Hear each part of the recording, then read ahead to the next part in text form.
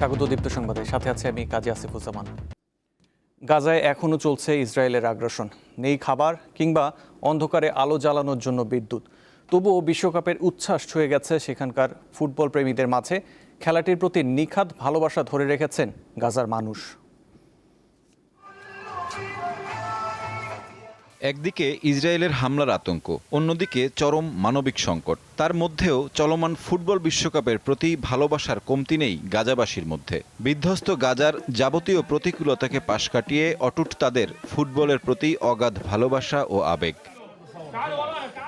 তাই পছন্দের দলের পতাকা হাতে নিয়ে খেলা দেখতে হাজির গাজার শিশুরা। কারো হাতে ইরানের, কারো হাতে সৌদির পতাকা। মিশর, জর্ডানের ভক্ত আছে গাজায়। তবে অতটা সহজ নয় খেলা দেখা। সংঘাত ও ঘন ঘন বিদ্যুৎ বিভ্রাটের কারণে এবারের বিশ্বকাপের ম্যাচগুলো দেখতে বেশ কষ্ট হচ্ছে তাদের। এবারের বিশ্বকাপের প্রেক্ষাপট অন্য যে কোনো বছরের চেয়ে ভিন্ন। আপনারা জানেন, বিদ্যুৎ বিভ্রাট ও চরম দুর্ভোগের মধ্যেও গাজার মানুষ খেলা দেখছেন। আমরা বিশ্বকে একটা বার্তা দিতে চাই, যুদ্ধের আগের মতো যুদ্ধের পরেও আমরা জীবন ও ফুটবলকে ভালোবাসি। সোমালিয়ার রেফারি ওমার আরতানকে যুক্তরাষ্ট্রে প্রবেশের সুযোগ না দেওয়ার সিদ্ধান্তের কঠোর সমালোচনা করেছেন গাজার এই ফুটবল ভক্ত। এই বিষয়কে কেন্দ্র করে ফুটবলের সর্বোচ্চ নিয়ন্ত্রক সংস্থা ফিফার ওপর ক্ষোভ ঝাড়েন আব্দুল্লাহ মাসুদ। আমার বিশ্বাস, এই রেফারিকে অযোগ্য ঘোষণা করা খেলাধুলায় রাজনৈতিক হস্তক্ষেপেরই একটি উদাহরণ। ঠিক যেমনটি সোমালি রেফারির ক্ষেত্রেও ঘটেছিল। এটি ফিফার জন্য একটি সংকট। এবছর ফিফাকে দুর্বল এবং যুক্তরাষ্ট্রের সিদ্ধান্তের সহযোগী বলেই মনে হচ্ছে। আরেক ভক্ত নিন্দাল হানুন মনে করেন, কোনো দলগত বা ব্যক্তিগত অর্জন দিয়েই গ্রেটেস্ট শো অন আর্থের সফলতা বা ব্যর্থতা মূল্যায়ন করা উচিত নয়। বরং বিশ্বব্যাপী যেসব মানুষ সংঘাতের ঝুঁকিতে আছে তাদের সঙ্গে সংহতি প্রকাশ করাই এমন বৈশ্বিক টুর্নামেন্টের বড় সাফল্য। বিশ্বকাপের সাফল্য শুধু যুক্তরাষ্ট্রের সাফল্য নয়, সত্য যে তারা এই টুর্নামেন্টের আয়োজক। কিন্তু বিশ্বকাপের সাফল্য নির্ভর করে পুরো বিশ্বের উপর, যখন বিশ্ব ঝুঁকিপূর্ণ ও অসহায় মানুষের পাশে দাঁড়ায়। গাজার বিভিন্ন এলাকায় বাস্তুচ্যুত মানুষের শিবিরেও ছোট্ট টেলিভিশনে দেখানো হচ্ছে ম্যাচ। পাশে পুরনো জেনারেটরের একটানা শব্দ। সাইফুর রহমান শিশির, দীপ্ত, বার্তাকক্ষ। আর্জেন্টাইন ফুটবল জাদুকর লিওনেল মেসির নামে যুক্তরাষ্ট্রের নিউ জার্সির একটি সড়কের নামকরণ করা হয়েছে। বার্কলে হাইটসের কাছে অফিসিয়ালি উদ্বোধন করা ওই রাস্তার নাম লিও মেসি ওয়ে। সাইনবোর্ডটি স্থাপন করা হয়েছে প্যাট্রিয়া স্টেশন ক্যাফের ঠিক পাশে, যে জায়গাটি সেখানকার আর্জেন্টিনা ভক্তদের আড্ডার প্রধান কেন্দ্র। জয় দিয়ে বিশ্বকাপ শুরু করায় আর্জেন্টিনা ভক্তদের আনন্দের মাত্রাটা যতটুকু না বেশি, তার চেয়েও বেশি লিওনেল মেসির হ্যাটট্রিকে। উন্মাদনার এই পারদকে আরেকটু বাড়িয়ে দিতে এবার যুক্তরাষ্ট্রে তৈরি হলো এক টুকরো আর্জেন্টিনা। নিউ জার্সির মেট লাইফ স্টেডিয়ামের ঠিক কাছেই বার্কলে হাইটসের এক রাস্তার নাম এখন লিওনেল মেসির নামে। শেরম্যান অ্যাভিনিউ আর স্টেশন স্ট্রিটের সংযোগস্থলটি এখন থেকে পরিচিত হবে লিও মেসি ওয়ে নামে। নামকরণের পেছনের কারিগর ক্যারোলিনা জোকালস্কি, যিনি স্থানীয় প্যাট্রিয়া স্টেশন ক্যাফের মালিক। আর্জেন্টিনা প্রবাসী এই ফুটবল ভক্তের 9 মাসের অক্লান্ত পরিশ্রম আর স্থানীয় প্রশাসনের সহযোগিতায় বাস্তবে রূপ নিয়েছে স্বপ্ন। ক্যারোলিনার কাছে মেসি কেবল একজন ফুটবলার নন, তিনি কোটি প্রবাসীর লড়াকু জীবনের এক অনুপ্রেরণা। লিওনেল মেসি আমাদের প্রতিনিয়ত আনন্দ দিয়ে যাচ্ছেন। ধনী গরিব সবার কাছেই তিনি এক অনন্য উদাহরণ। তিনি এমন একজন ব্যক্তি যিনি কঠোর পরিশ্রম করেন, নতুন পরিবেশের সাথে মানিয়ে নেন, কিন্তু নিজের মাতৃভূমি, নিজের পতাকা আর শিকড়কে কখনোই ভুলে যান না। আর এই সবকিছুর জন্যই তিনি আমাদের কাছে অনুকরণীয়। বিশ্বকাপ জয়ী মেসির অর্জন আকাশচুম্বী। 8 বার ব্যালন ডি অর জয়ী তিনি। আলজেরিয়ার বিপক্ষে ম্যাচের পর ক্যারোলিনাকে দেখে মিষ্টি হেসে মেসি বলেছিলেন, আমি দেখেছি ওইটা। এই হাসি যেন ক্যারোলিনার কোটি ভক্তের 9 মাসের কষ্টের সেরা পুরস্কার। প্রথমবার 48 দলে ফুটবল বিশ্বকাপের ফাইনাল ম্যাচ হবে নিউ জার্সির মেট লাইফ স্টেডিয়ামেই। তার আগে লিও মেসি ওয়ের আত্মপ্রকাশ জানান দিচ্ছে, মাঠের লড়াই যেমনই হোক, ফুটবল জাদুকরের নাম খোদাই হয়ে গেছে খোদ আমেরিকার বুকে। মোহাম্মদ হাসিব, দীপ্ত স্পোর্টস। কুড়িগ্রামের রৌমারী উপজেলার দুটি সীমান্তের শূন্যরেখায় 7 দিন ধরে আটকে আছে ভারত থেকে জোর করে ঠেলে দেয়া 5 যুবক। এর মধ্যে গয়টাপাড়া সীমান্তে 2 জন এবং ভন্দুরচর সীমান্তে 3 জন অবস্থান করছেন।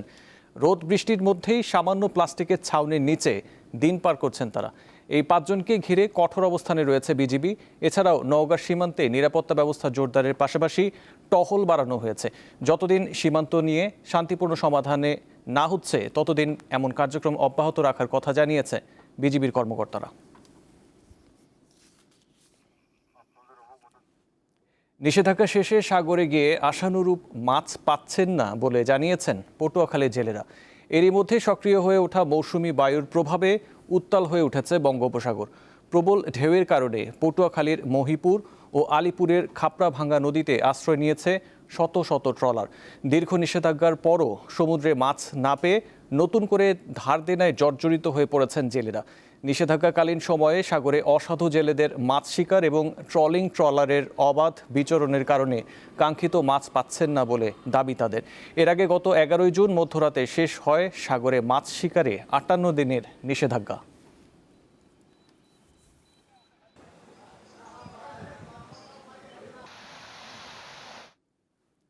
ঢাকার ফার্মগেটের কৃষিবিদ ইনস্টিটিউশন চত্বরে চলছে জাতীয় ফল মেলা। এতে দেশি বিদেশি নানা ফল ক্রেতা দর্শনার্থীর নজর কেড়েছে।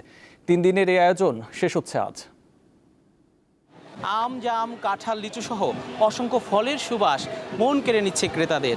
রাজধানীর খামারবাড়ির ফল মেলায় অংশ নিচ্ছেন দেশের বিভিন্ন অঞ্চল থেকে আসা ফল বিক্রেতারা, যেখানে পাওয়া যাচ্ছে নানা প্রজাতির ফল।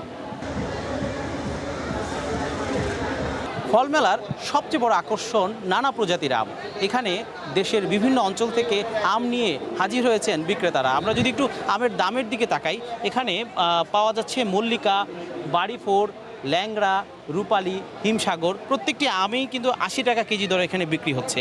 এছাড়া ছোট যে রূপালী রয়েছে, এই রূপালীর আমটি কেজি প্রতি 60 টাকা দরে ক্রেতারা কিনতে পারছেন। হিমসাগর, ল্যাংড়া, হাড়িভাঙ্গা, আমরুপালি ছাড়াও এ মেলায় পাওয়া যাচ্ছে কলার মতো দেখতে এই ব্যানানা ম্যাঙ্গো। এটি পাহাড়ি আম, এটি কেজি প্রতি 100 টাকা দরে ক্রেতারা কিনতে পারছেন। আম থেকে চলে এলাম জামে। এই জাম পাওয়া যাচ্ছে এই মেলায়, যেটি কেজি প্রতি 300 টাকা দরে বিক্রি হচ্ছে। এছাড়া রয়েছে লিচু, এই 100 লিচুর দাম এখানে 600 টাকা দরে বিক্রি হচ্ছে। পাশাপাশি রয়েছে লটকন, কেজি প্রতি 200 টাকা দরে লটকন বিক্রি হচ্ছে। আর ড্রাগন পাওয়া যাচ্ছে 140 টাকায়। আম, জাম, লিচু ছাড়াও রয়েছে কাঁঠালের সমারোহ। 200 টাকা থেকে শুরু করে 1000 টাকা দামের কাঁঠালও কিন্তু এখানে পাওয়া যাচ্ছে।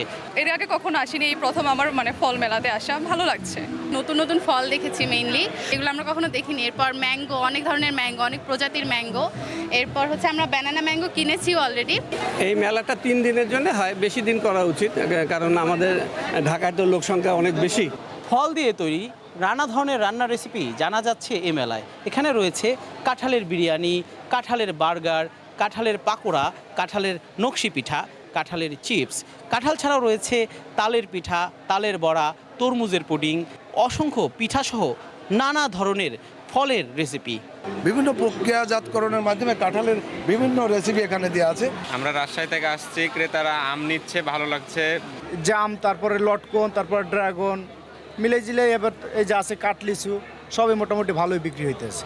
শুধু ফল প্রদর্শনী নয়, ফল চাষে উন্নত প্রযুক্তি, কৃষি বিপণন সহ নানা তথ্য তুলে ধরা হচ্ছে দর্শনার্থীদের সামনে। এর ফলে কৃষক, উদ্যোক্তা এবং সাধারণ মানুষ একসঙ্গে উপকৃত হচ্ছেন, এমনটাই মনে করছেন সংশ্লিষ্টরা। জহিরুল মোহসান, দীপ্ত সংবাদ, ঢাকা। এবারে আন্তর্জাতিক প্রসঙ্গ। ইরানের সঙ্গে সই করা সমঝোতা স্মারকের শর্ত মেনে শান্তি আলোচনার প্রথম পর্বে অংশ নিতে সুইজারল্যান্ডে সফর করছেন প্রেসিডেন্ট ট্রাম্পের বিশেষ দূত স্টিভ উইটকফ। ইরানের সঙ্গে শান্তি আলোচনায় বসতে সুইজারল্যান্ডে যাওয়ার কথা ছিল যুক্তরাষ্ট্রের ভাইস প্রেসিডেন্ট জেডি ভ্যান্সের, কিন্তু শেষ মুহূর্তে তার সফর স্থগিত হয়। এদিকে যুদ্ধবিরতিতে সম্মত থাকার কথা জানিয়েছে ইসরায়েল ও লেবাননের হেজবুল্লাহ গোষ্ঠী। এই যুদ্ধবিরতির খবর প্রকাশের পর শান্তি আলোচনায় বসতে মার্কিন দূত উইটকফের সুইজারল্যান্ডে সফরের তথ্য সামনে এসেছে। এর মধ্যে দিয়ে ওয়েস্ট এশিয়ায় শান্তি আনতে আলোচনার পথে প্রাথমিক বাধা দূর হয়েছে।